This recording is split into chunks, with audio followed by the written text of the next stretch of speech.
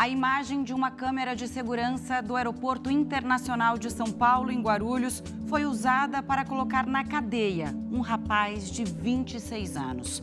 Mas a família dele conseguiu provar, com esse mesmo registro, que o jovem é inocente. Hoje ele está em liberdade, mas essa batalha para mostrar às autoridades que o rapaz foi confundido está longe do fim. Ele ainda responde por tráfico internacional de drogas e organização criminosa.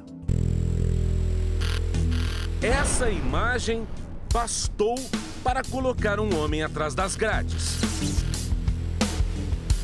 A inscrição no colete foi determinante para identificar um criminoso que participou da tentativa de embarque de 200 quilos de cocaína para Portugal. O registro é de uma das câmeras de segurança do maior aeroporto do país, o de Guarulhos, em São Paulo. O jovem funcionário do aeroporto ficou 4 meses na cadeia. Quando eu escutei aquele barulho de grade batendo, foi que a ficha caiu, que eu realmente estava sendo preso. E até então, sem entender o porquê ainda. Até que uma perícia particular mudou o rumo do processo. Era mesmo Luan quem conduzia o trator na área restrita do aeroporto? Luan Paulo Nogueira Pereira tem 26 anos, é casado e tem 2 filhos pequenos. O aeroporto de Guarulhos faz parte de uma tradição familiar. O pai dele trabalhou lá por 30 anos. Costumo dizer, e quando eu os coloquei, um legado, eu falei, gente, ó, o legado que eu fiz lá dentro, eu espero que vocês façam também, tá? Criei vocês chegaram a um patamar adultos agora, né?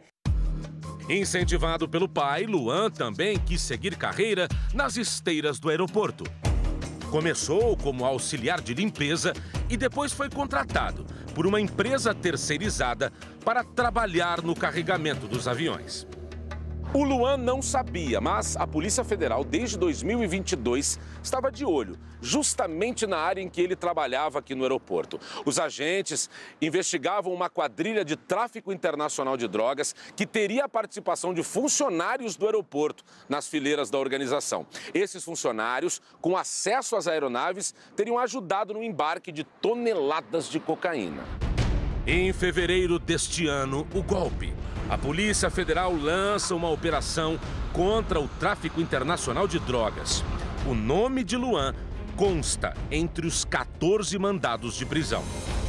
O Polícia Federal já veio ao meu encontro, me cumprimentou normal, educados, em nenhum momento me distratou, perguntando se eu era o Luan.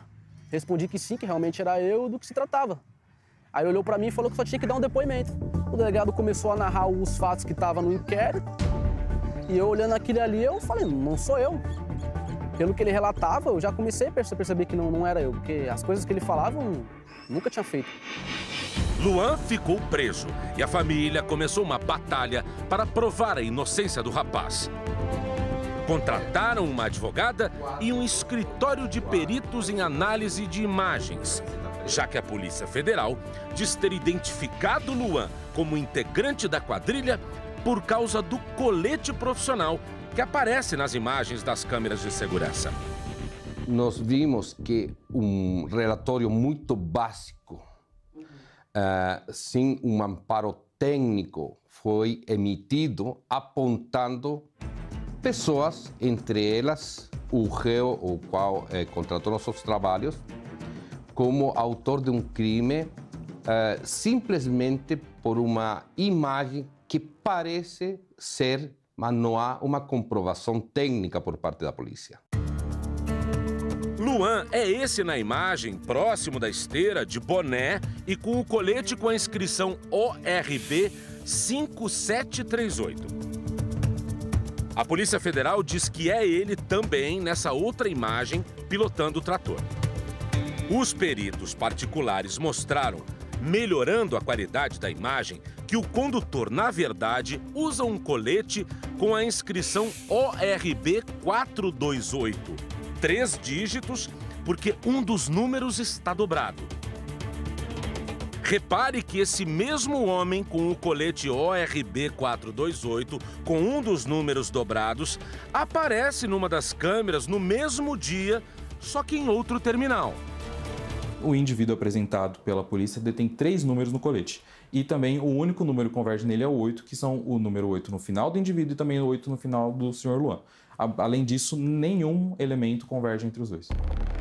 Coletes com números diferentes e roupas diferentes. O Sr. Luan ele está com uma camisa azul, identificada da empresa, e o indivíduo ele se apresenta utilizando uma camisa polo preta. Também da empresa, porém, de cores totalmente diferentes, também estilo diferente, já que se trata de uma camisa polo com gola, com colarinho.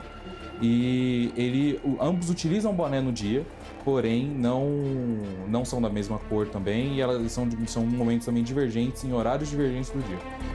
E mais, o suposto criminoso estava no Terminal 3. Luan no Terminal 2. E ainda, em 2022, quando ocorreram os fatos investigados, Luan não tinha carteira de categoria D e não poderia dirigir o veículo na área restrita. O único ponto que ligou o Luan ao rapaz é o fato de trabalharem no mesmo lugar. E ambos trabalham no aeroporto. E lá dentro é como se fosse as leis de trânsito aqui fora. Lá tem fiscais acompanhando o tempo todo, quem tem autorização, quem não tem. Lá tem blitz. Na investigação, a Polícia Federal ainda levanta suspeitas sobre a compra de um apartamento por Luan e pela esposa, pois o casal, que tem 2 empregos cada um, não teria renda compatível. O imóvel em Guarulhos, do programa Minha Casa Minha Vida, no valor de R$ 157 mil, foi financiado em 35 anos, com parcela de R$ 1.300 por mês e com uma vaquinha familiar que arrecadou R$ 12 mil para a entrada no imóvel. Apresentadas as contradições, a justiça autorizou a liberdade do rapaz. A imagem que o prendeu foi a mesma que soltou Luan depois de 4 meses, dividindo uma cela com 16 detentos nesse presídio da capital paulista. O reencontro com os pais foi emocionante. Faltava encontrar os filhos. Chegou o momento, 4 meses depois, o Luan chegou aqui na casa do pai dele, da mãe dele, para ver os filhos. 4 meses longe das crianças. Lá eles lá,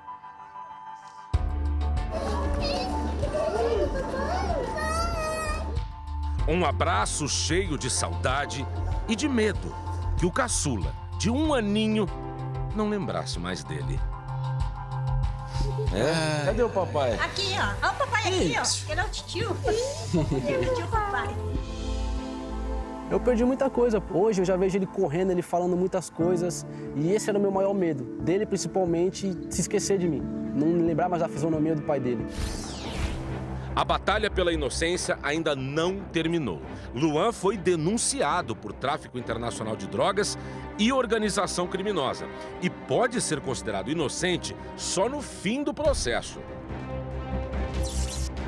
Caso Luan seja condenado das acusações feitas pelo Ministério Público Federal, a pena pode chegar a 30 anos de prisão. É um erro de investigação. É isso que eu peço às autoridades, que olhem, tenham cuidado, vejam o que está fazendo.